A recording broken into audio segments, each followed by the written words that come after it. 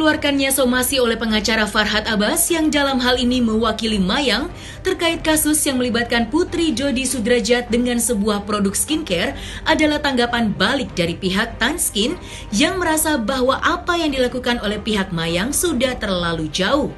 Seolah tidak mau menyerah begitu saja, pihak Tanskin langsung memberikan respon yang cukup tegas terhadap somasi yang diterimanya. Kini, jalan untuk mediasi sudah tertutup dan sepertinya pihak Mayang dan Tanskin akan bertemu kembali di ranah hukum. Lantas, bagaimanakah pihak Tanskin menanggapi somasi yang dilancarkan oleh Farhad Abbas yang mewakili Mayang? Jadi gini ya, awalnya Mayang kan masih kecil ya, masih muda lah ya, jadi aku berusaha menanggapinya tuh lebih dewasa lah, lebih bijaksana. Tapi masalahnya sekarang malah jadi kemana-mana, somasi juga udah keluar. Jadi setelah diskus dengan tim internal, kita memutuskan untuk mengambil tindakan yang lebih tegas lah sekarang. Kita akan mengambil langkah hukum secepatnya. Kalau untuk rencana mediasi sebenarnya udah terlambat, karena kan kemarin kita sudah kasih kesempatan ya untuk yang bersangkutan meminta maaf secara terbuka. Sebenarnya kita juga nggak mau masalahnya terlalu heboh, karena personally aku nggak suka sih kalau kehebohannya ini negatif. Tapi kayaknya sekarang sudah terlambat untuk mediasi ketemu sebelah pihak. Jadi nanti kita akan bikin laporan aja ke Polda. Nanti mungkin Mayang bisa langsung menjelaskan aja di BAP. Kemarin itu merah karena sudah nggak dipakai lagi, jadi dia mengering dan sisanya jadi bekasnya jadi hitam kiri kanan kelihatan ya. Sebelah kiri dan kanan. Iya, kiri kanan.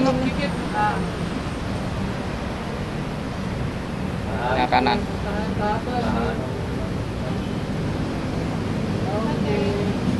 Oke. Soalnya kalaupun kalau kita nyoba skincare baru kan, itu ada yang namanya purging kan. Itu jadi skincare butuh waktu untuk adaptasi, tapi itu juga nggak mungkin dalam hitungan jam gitu. Jadi menurut aku sih nggak make sense sih kalau misalnya wajahnya break out dalam waktu beberapa jam, kecuali alergi makanan atau keracunan makanan itu mungkin, tapi kalau skincare nggak mungkin.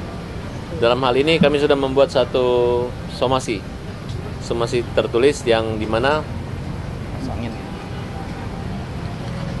kita lihat perkembangannya dengan jawaban-jawaban apa yang akan mereka lakukan terkait dengan hal yang menimpa atau merugikan daripada klien kami, Mayang.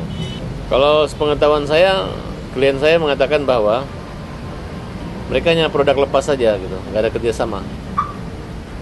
Mereka menggunakan, kemudian ternyata dampak daripada obat yang digunakan itu mengakibatkan wajah klien kami ini alergi gitu. Menangani masalah ini, dia bilang kalau saya melanggar hukum karena telah share data-data dari klien. Itu juga sebenarnya saya belum mau menanggapi dengan serius, karena saya pikir karena kita udah sensor juga, waktu itu kita juga udah discuss dengan legal team kita. Tapi sekarang masalahnya diperpanjang lagi dan datang surat somasi yang ditujukan kepada saya dan Tanskin. Jadinya saya pikir kalau memang mau jalannya ke hukum ya udah silakan, ayo, boleh. Trauma ada sih dikit mengganggu. Jadi aku jadi kayak kurang pede gitu. Apalagi kalau misalkan aku make up kan tambah parah gitu kan. Ya makin kelihatan jadinya kalau ini.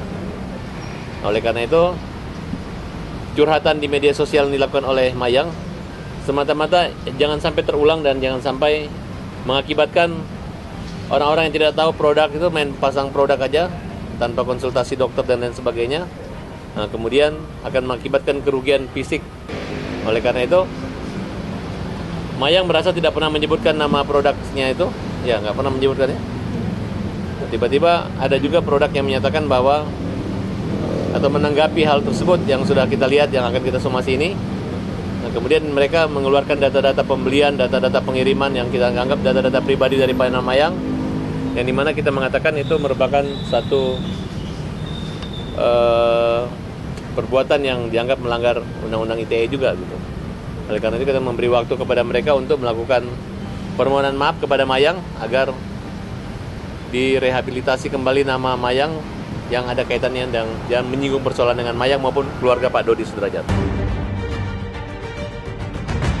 Bukan hanya pihak Mayang yang merasa dirugikan karena masalah ini, namun pihak Tanskin pun merasakan hal yang sama karena adanya efek negatif dari unggahan media sosial yang beredar. Niat Mayang sebagai pengguna hanya bermaksud untuk mereview produk yang digunakannya. Ternyata berimbas kurang baik bagi Tanskin sebagai produsen skincare yang digunakan oleh Mayang. Lantas kerugian apa yang diderita oleh Tanskin? Apakah dengan unggahan Mayang di media sosialnya bisa memberikan dampak yang sangat besar terhadap image produknya? Kerugian sebenarnya ini kan bukan kalau dibilang oke, namanya jadi didengar banyak orang, iya, tapi kan didengarnya yang buruk. Itu salah satu yang saya sayangkan sih, karena selama ini saya membangun image Tanskin tuh dengan baik gitu. Saya melakukan promosi Tanskin juga dengan baik lah, kita edukasi customer juga tentang perawatan wajah, tentang skincare. Jadi menurut saya image-nya ya sangat dirugikan sekali, dan juga banyak yang bertanya-tanya juga ya, baik ke DM-nya Tanskin atau ke marketplace atau ke saya sendiri, benar gak kalau Tanskin itu mengandung zat-zat yang berbahaya? Banyak yang jadi takut mencoba Tanskin, potensial customer-nya jadi takut. Karena kan kita udah cek memang ada pembelian atas si saudari Mayang ya. Awalnya saya pikir tuh yang namanya anak muda ya, suka main sosmed, mungkin ngomongnya ceplas-ceplos, tapi sekarang masalahnya udah jadi makin panas. Menurut saya ini udah keterlaluan banget. Itikat baik saya yang tadinya mau nggak mau memperpanjang lah, karena mengingat dia juga masih kecil, jadi saya pikir saya yang harus bijaksana lah menanggapi saudari Mayang. Tapi menurut saya sekarang ini udah keterlaluan banget. Jadi saya juga terpaksa lah harus mengambil tindakan yang tegas mulai sekarang. Karena aku ngelihat reviewnya itu kan bagus-bagus, karena reviewnya kan ada yang bilang yang tadinya beruntusan terus jadi glowing gitu. Jadi kan aku kayak ya udah gitu, ingin coba, ya, siapa tahu aku cocok, ya ternyata nggak cocok. Ya kan aku tujuannya nge-review doang. Aku nge-review nggak ada tujuan untuk menjelekkan nama produk skincare tersebut. Dan itu ya review aku murni, nggak ada niatan apa-apa. Karena aku udah ngerasain sekali pakai langsung merah, jadi aku sekali pakai. Intinya bahwa produk tersebut melalui media sosial resmi telah mengunggah data pribadi klien kami tanggal 29 Maret, di mana dokumen tersebut mengandung nama lengkap, jenis barang yang telah dibeli, dan waktu pembelian. Bahwa perbuatan tersebut diduga melanggar pasal Undang-Undang ITE sebagai berikut: pasal 32. Setiap orang dengan sengaja, tanpa hak atau melawan hukum, cara apapun mengubah, menambah, mengurangi, melakukan transmisi melalui menghilangkan, memindahkan, menyembunyikan satu informasi elektronik. Setiap orang dengan sengaja, tanpa hak, melawan hukum, memindahkan, mentransfer data informasi elektronik dan dokumen elektronik secara sistem elektronik orang lain yang tidak berhak.